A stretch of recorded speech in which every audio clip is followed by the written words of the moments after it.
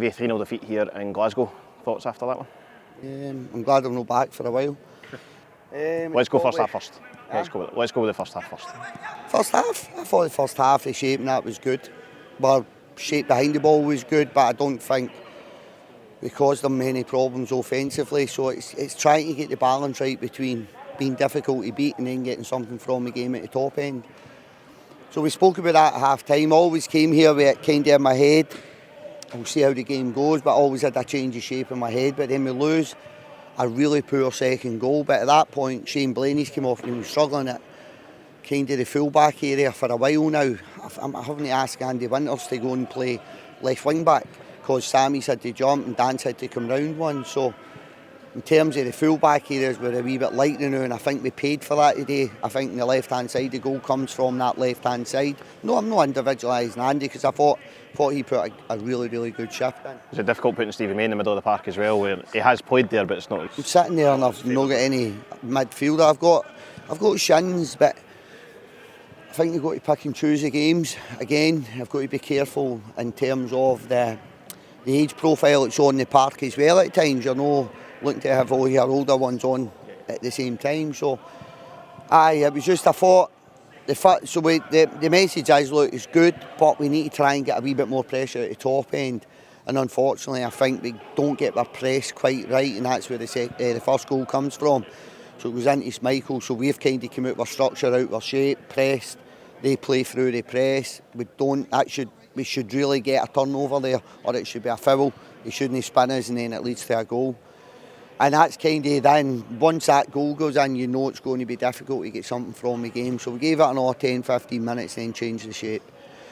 The change of shape, I think, led us to being a wee bit more competitive in the opponent's half, but it also left us a wee bit more vulnerable in terms of defensively and the counter.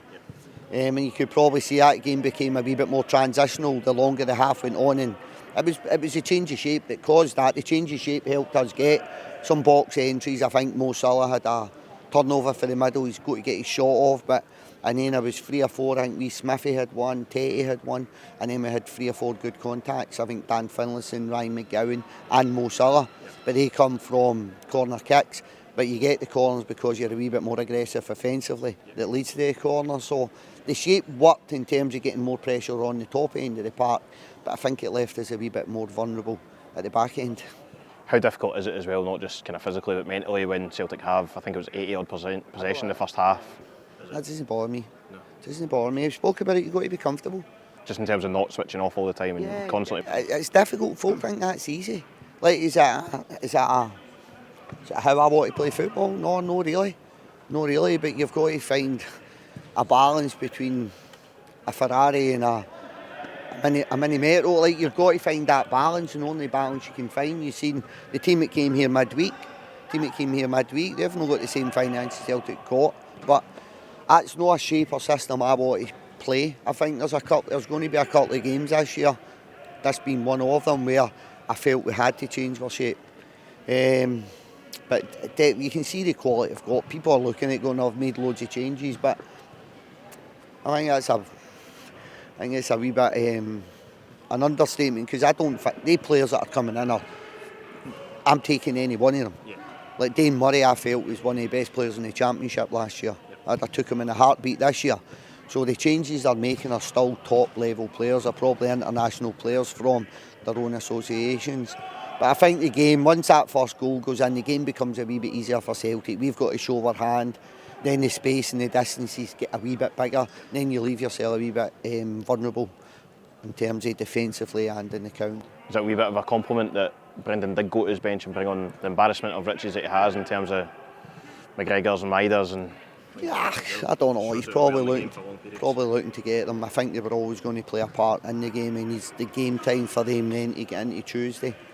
But if you'd say to me before the game there's going to be 3 or 4 players missing, Carter Vickers, Maida, McGregor and Forrest, that they've probably been the 4 that I'd chose to take out their team. And then when you turn round, I think, is it 1-0 or 2-0 they went on? 1-0. Turn round, he puts Maida, Forrest and McGregor on. Yeah, you know you're at a different level. But I think we had that last year with some of the opponents we played. I remember speaking to opposing managers and we were turning to our bench and putting, like, maybe, like, for instance, a Teddy Gengi or a Robbie Moorhead or a Lewis Smith were going on. Do you know what I mean, in some of the games? So it's just part and parcel of the game. We worked on it during the week, worked in the shape, let the boys understand they need to feel comfortable not having the ball. We're not going to have to play the same shape and system that we normally play. But I think this is the first time this group, and it wasn't my worry, maybe a wee bit of apprehension coming here, how they would react. This is the first time this group, we've been back at this level for 18 months, and it's a new group of players. There's a lot of experience within that group, but it's still a new group of players. And see, over the piece, wee bits of quality probably beat us in terms of the 3 goals they scored. I was fairly happy with a lot of the performance. Yeah, there's individual errors within the goals, but I was fairly happy with a lot of the performance from the players. I think they put a lot into the game. Moving on, Hearts next week back in West Lothian. They kind of 3-0 down at one point today, turned it around, so it's going to be another tricky tie, isn't it? I think when you looked at the fixture list came out, I made a promise to myself, I'm going to go and enjoy it. I'm not going to get bogged down and look at the running fixtures or the narrative that will get spun in the media at some point throughout the season of no 1 in 5 or whatever. I'm not interested. I'm just going to look forward to playing Hearts at Livingston. Last year we were bringing the likes of the smaller teams to Livingston, right? This year we're bringing Hearts, we've had Hibs at Livingston. I'm going to go and enjoy that experience. And I think hopefully that will rub off on the players. I don't want to be over negative. I want to go out there and I want to try and win that game of football. We're not going to win every game of football this year, and I think it's important we understand that mindset, we have that mentality going into the games.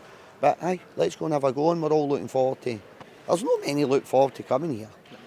Let's be honest, my training weeks a wee bit different from previous training weeks. But now I can get back to what we want to do, how we're going to approach the game, opposed to maybe 70% of the week was focused on stopping the opposition. This week, 70% of the week is going to be focused on how we can hurt the opposition. So it is different, isn't it? Yeah. It is different. I don't know about you, but I'm really looking forward to the game. It's a big event. I think they've sold kind of 5,000 tickets or whatever as well. So it's good to see, and you want these big crowds. And fantastic. Listen, the more fans we get in the stadium, the more it helps Livingston Football Club, home or away. Doesn't really matter who fills the stadium, in my opinion. It's money that's coming into the football club. Hopefully we can get our main stand sold out, because I think even if there's maybe 2,000 Livy fans there, they're really vocal and they give the team good backing. So I think it's going to lead to a really good game of football, hopefully one that we can get points from. But we'll definitely be going there, and we'll be confident going into the game. Coming back to the Set Fair Arena, we've got to be confident to try to pick points up at home. Just finally, will that money be reinvested? Are you looking to do any more before the window closes? I've been kind of actively looking in that full back area. Wee Sammy's been incredible for. I genuinely thought wee man was brilliant again today. He's never let me down at all. He's been left wing back, right wing back. I think I played him in the middle of the park against Hibs at one point. But we're a wee bit light in there in terms of the people that we've got in the building. There's maybe this history, injury problems, and it's creeping in now. So I need to put the club in the group first. So I think we need to strengthen in that kind of wide area in the full back area. And once we've got everybody back fit, we should be okay. Top end of the park, we're kind of more than covered. Centre back, Shane went off a day, so that's us back into 3-4-2 in terms of Big Brooklyn, Danny and Gowser. So if I was anywhere, probably full back area, one that's got a wee bit of versatility, could maybe play there, play up one or play in the middle. But that's ideal, and it's hard to find that.